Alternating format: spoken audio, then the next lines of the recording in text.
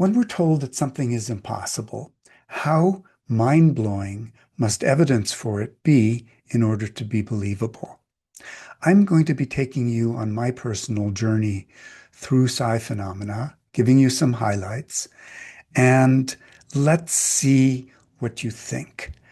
In my encounters with psi, I found that there are four levels. So psi phenomena, as you probably know, includes telepathy, mind-to-mind communication, precognition, knowing or sensing things are something in advance, clairvoyance, being able to see things that are at a distance in time or space, including the applied form, which is remote viewing, and psychokinesis, where you can use your intention to cause something to happen or move at a distance. So I found that for me, level one was reading and learning about high quality studies. Now, for you, it may well have been different, and you may well, at the end of this, say, no, no, no, no, actually, I started somewhere else. But for me, I thought this was rubbish. I remember years ago saying that if I encounter something that appears to be psychic, I'll know that it's just my brain playing tricks on itself. So when I was on sabbatical in 1999, I looked at the website of one of the physicists at the university I was visiting, a quantum physicist named Alex Gersten, and I saw on his website he listed parapsychology. I thought that's strange for a physicist, so I contacted him. To make a long story short, I spent the rest of my sabbatical reading through his library on psi phenomena. And I was absolutely blown away by the fact that there were thousands of peer-reviewed articles, there are many more now, showing high-quality studies, excellent controls, and so on, showing that these psi phenomena actually exist and can be measured. There have been more than 1,000 books over 100 years, including one by Upton Sinclair with an introduction by Einstein, other more recent books. And there have been hundreds of thousands of videos on this, some of them, albeit not very credible, some of them quite credible. But there's a problem.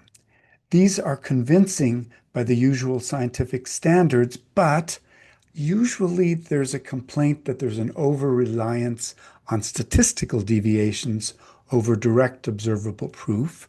There's lack of reproducibility. Things seem to change over time, and there's no supporting theory. So let's take a look. The second level that I encountered was after I came back, and I decided I really needed to get into the psi stuff. And so I looked around and found that there were a number of labs, and I contacted Bob, John, and Brenda Dunn at the Princeton Engineering Anomalies Lab, the prayer lab, and visited them. They were very gracious and showed me their experiments, and that was fascinating. Then I contacted Dean Radin. He again invited me, and I went and visited his lab and learned quite a bit about how he was doing his experiments. Afterwards, I came back to the university and decided to establish a course on psi phenomena called Edges of Science. And little did the administration know when they approved this honors course that I was going to be talking about how these phenomena did work, not how they were rubbish. Over the years, I offered it 7 different times and had lots of students, each of which had to group together with some other students and carry out a publication quality research study on some facet of psi phenomena. And over the years, there were more than 50 studies carried out. I'm going to be describing several of them to you. One of them was carried out by a student, Kevin Walsh. And what he did was he looked at the effect of belief on psi performance in a card guessing task. And the cards he used were these Zener cards. There are 5 different kinds. He had a stack of about 100 of them that he had shuffled, put upside down on a desk in front of a computer. Then the subject sat in front of him across the table, and she or he could not see the deck of cards, but they were face down anyway. Kevin would raise one card at a time, a little bit off the stack, and ask the person to guess whether it was one of these, which one of these five Zener cards it was. The person would guess, Kevin would write that down, and they'd go through the stack in this fashion, where neither Kevin nor the subject knew which card was being guessed at each time. Afterwards, he would go back through the desk and tabulate what the person had said compared to what he found by looking at the shuffled deck. To make this more interesting, Kevin asked each of the subjects before they carried out the task whether they believed in psychic phenomena or not. He noted that down. And then he gave them one of two pieces of paper randomly. One paper was a pro-psi argument, which said that psi had been studied by many researchers who found statistically very significant results, and it was proven.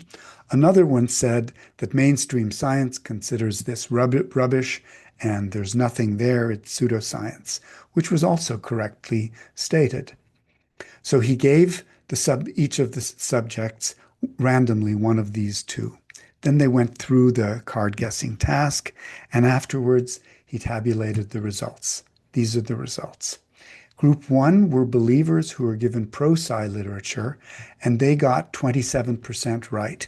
If you just guessed by random chance, you'd get 20% right, since there were five different Zener cards. And so they did guess statistically significantly more often than you would guess by chance. The second group was believers given anti-psi literature. They were much closer to chance. The third group were non-believers given pro-psi literature.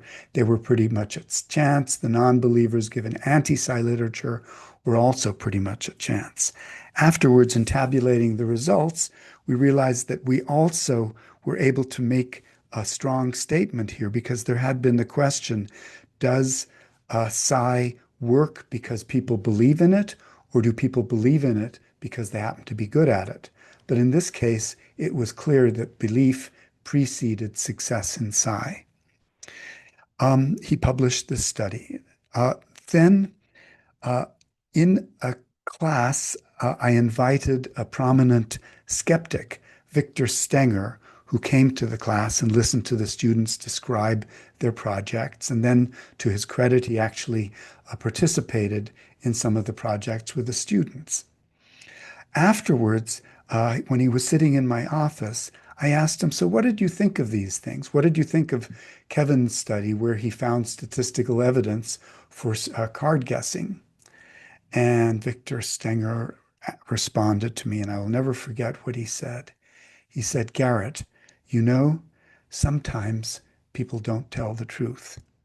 So Victor was so certain that psi could not exist that in the face of evidence for psi, he called us liars. Another project was associative remote viewing of the stock market. This was carried out by Christopher Smith, Daryl Laham, and myself. And we had 8 sessions left in our class. And what we were going to do was carry out a remote viewing at the close of each of the first 7 sessions. And based on that remote viewing, predict whether the Dow Jones Industrial Average was going to go up or down on the next market day, and invest accordingly. And both Daryl and I invested $5,000, and he used the options market for the investment.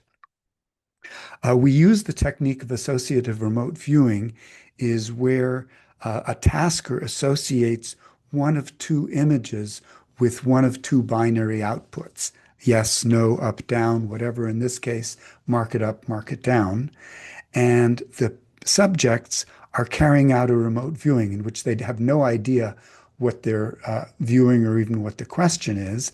But then we tell them that at the end of the market day, we're going to show them the correct image. And we show them an image that corresponds to what the market actually did. So on the first day, there were 7 remote viewings that were judged to be associated with the down market. three that were ambiguous, and one missing student. We expected that the market would go down, invested in it, and it did go down. And we kept on going through the days. Here's the sixth day where we did quite well. Uh, Nine of the people made drawings which the judges said were associated with the drawing for the upmarket. We invested in upmarket, and we were correct. And in fact, we were correct 7 out of 7 times. The initial $10,000 ended up being $37,000 when we were finished. And so it actually does work. Another one had to do with a student, Jesse Rains, and he was looking at the effect of mean speak, as he called it, on plant growth. And his hypothesis was that plants would respond to what he called negative communication with reduced growth. He took 100 little pots, put a seed into each of them, divided them into 4 groups, and allowed them to grow and germinate.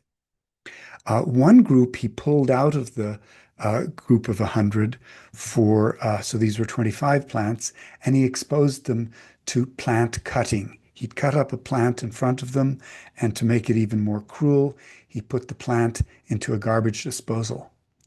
The second group he exposed to mean speak, and that's where he pulled it out for 15 minutes a week and yelled at it. And he was quite a swearer in class, and so I can only imagine what he said to those poor plants. I wish I had a recording. The third group was exposed to both the plant cutting and the mean speak, and then the fourth group was the control. It was exposed to neither. Otherwise, all of them were in the same place and grew together. At the end, he measured the height and the germination rate for these plants using a ruler and camera, and these were his results. For the 4 groups that were exposed to mean speak of one kind or another, they grew significantly less high than the group that was the control, and he got statistically significant results. So those were statistical results that I actually, to some degree, participated in, and it was very convincing, but I want to show you something that's even more convincing. And this is what I call level 3. At the time, my son was 4.5 years old. He was very strong-willed, refused to lose anything. He always wanted to win. And so for about 2 weeks, we would play a game before his bedtime. And we had a solo cup. He'd put a penny into it, cover it with a card, shake it, and dump it onto the carpet. But before he did this, he had to guess, was he going to get heads or tails? Then after making the guess, he had to, as many times as he could out of the next 20 throws, get that same coin toss. Then it was my turn, and we'd go back and forth. And these were the results he got. The first time he guessed heads, he got 20 heads in a row. I guessed tails. I got, 11 out of 20 tails. The next time he guessed tails, he got 20 tails in a row. I guessed heads, I got 15 out of 20 heads. Then he guessed heads, he got 20 heads in a row. I did badly on my guess. Then finally, the last one, he got tails, and he got 16 out of tails in a row, and I did pretty well on that task. If you look at the odds against chance for this, of getting 60 coin tosses in a row, the odds against chance are 1 in 10 to the 18. They're astronomical. It's 0.0 with 17 zeros, 1. Overall, the odds for getting 76 out of 80 correct are also about 1 in 10 to the 18.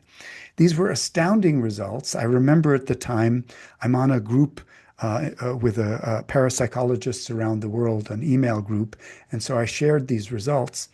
They were mum. I don't think they believed it. It was just too good.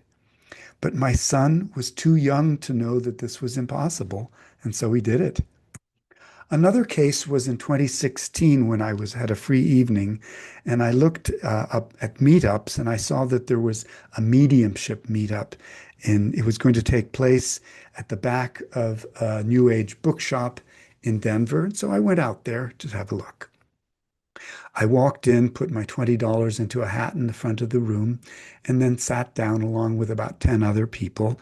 A small woman walked out in the front, said she was Jude Starks, was a pharmacist and found that she had a certain talent.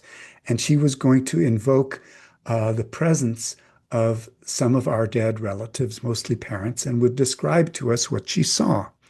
We were then supposed to tell her which of us the relative was a relative to because she didn't know. So I remember the first one she described, she said, he's a man, he was a farmer, he had diabetes, he was married twice, and she said a few more things about it. The woman next to me raised her hand and said, yeah, that's my dad. So then Jude said a few more things and then said to her, and he wants you to know how very sorry he is for what happened. And the woman next to me started crying.